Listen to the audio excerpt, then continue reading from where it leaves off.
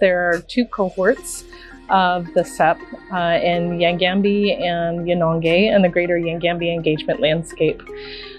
These field schools are very active.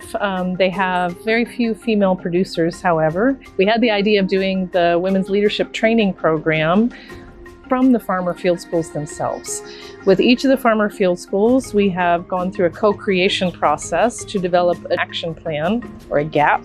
And within these gaps, they identified that they would like to see the women get more training on things like public speaking, on managing their finances, on being able to represent themselves, and basic things like confidence and self-efficacy.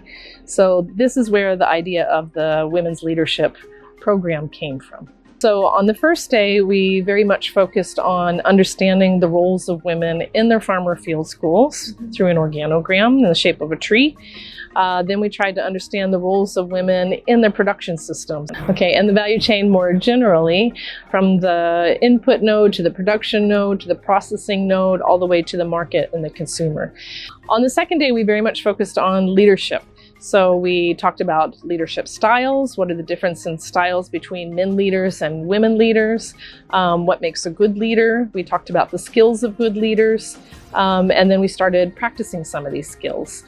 We had very active participatory sessions where we were focusing on self-confidence, on voice, on things like resilience. Before then, we came back to the network itself and why we can come together as empowered women and build a women's leadership network.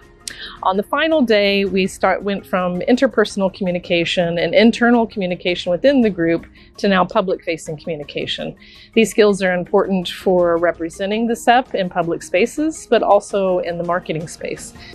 This is the first point of engagement on these topics, but we did see a lot of growth over those 3 days.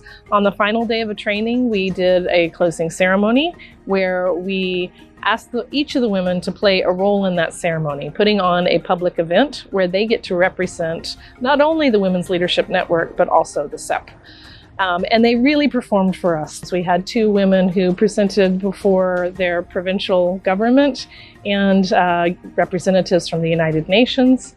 They also did a panel session, which is something that they could be prepared to do as farmers representing their group in public forums.